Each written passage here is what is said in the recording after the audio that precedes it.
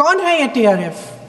2019 में ये गुट बना, 2020 में इसने कश्मीर में आतंकवाद का काम शुरू कर दिया और अप्रैल 2020 से लेकर 22 अप्रैल 2025 तक इन्होंने 25 आतंकवादी हमले किए। गृह मंत्री महोदय ने जब यूपीए सरकार के समय के आतंकवादी हमले गिने तो लगभग 25 गिनवाए थे अभी अपने भाषण में। इस गुट ने कश्मीर में 25 हमले 2020 और 2025 के अंदर एक पूरी लिस्ट है इन हमलों की। मेरे पास इतना समय नहीं है इसलिए मैं एक एक को नहीं पढ़ना चाहती, लेकिन मैं इतना कहूंगी कि इनमें रियासी का हमला भी था 2024 का, जिसमें 9 लोग मारे गए और 41 लोग घायल हुए। कुल मिलाकर 2020 से लेकर 22 अप्रैल 2025 तक टीआरएफ ने 41 सेना और सुरक्षा कर्मियों की हत्या की, 27 सिविलियन की हत्या की और 54 लोगों को घायल किया था। भारत सरकार ने टीआरएफ को आतंकवादी संगठन का दर्जा कब दिया? 2020 में दिया, 2021 में दिया, 2022 में दिया, 2023 में दिया। 3 साल बाद, 3 सालों के लिए ये आतंकवादी गतिविधियां कर रहे हैं और आप इनको आतंकवादी संगठन तब कहते हैं 2023 में। इसकी क्या वजह थी? ये सब सरकार के संज्ञान में था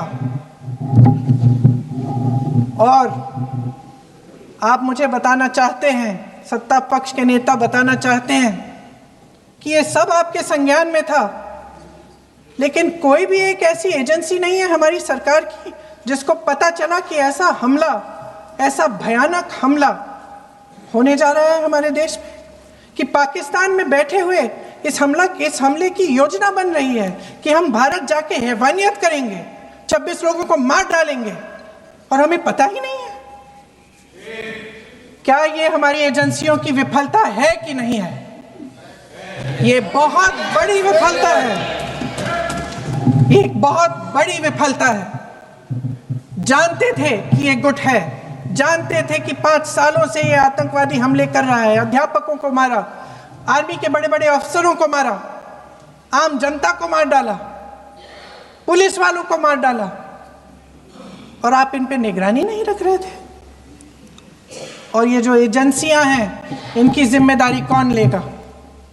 क्या आईबी चीफ ने अपना इस्तीफा दिया? क्या किसी ने इस्तीफा दिया? गृह मंत्री जी के कार्य क्षेत्र में आता है इंटेलिजेंस ब्यूरो। क्या गृह मंत्री जी ने इस्तीफा दिया? इस्तीफा छोड़िए, जिम्मेदारी ली।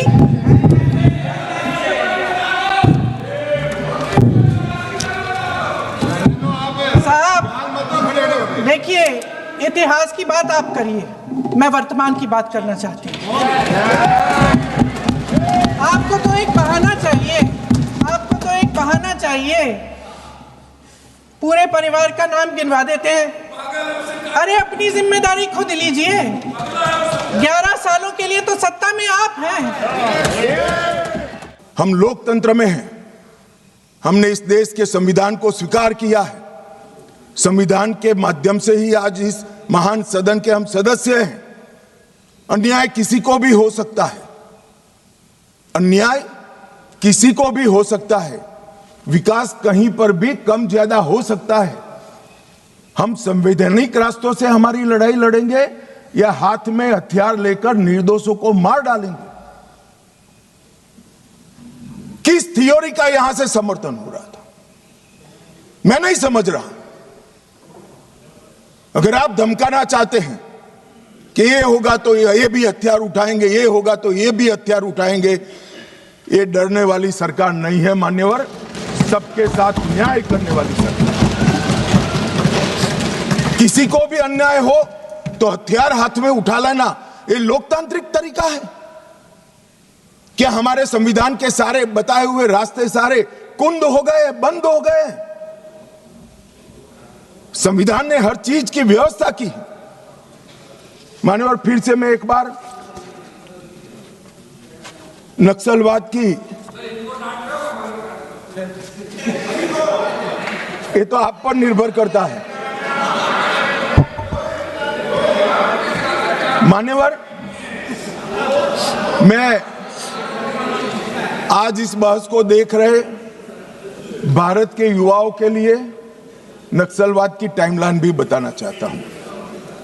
मान्यवर, 1970 के दशक में नक्सलवाद की शुरुआत नक्सलबाड़ी से हुई, बंगाल से हुई।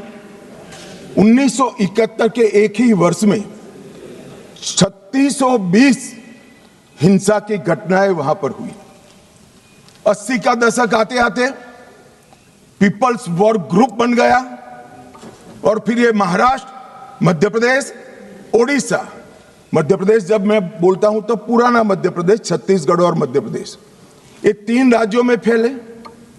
90 के दशक में दुनिया भर में जैसे वामपंथी विचारधारा सिकुड़ती गई, यहां पर भी उग्रवादी गुटों में और वामपंथी पार्टियों में विलय शुरू हुआ और 2004 में 2 प्रमुख गुट मिल गए, सीपीआई माओवादी का गठन किया।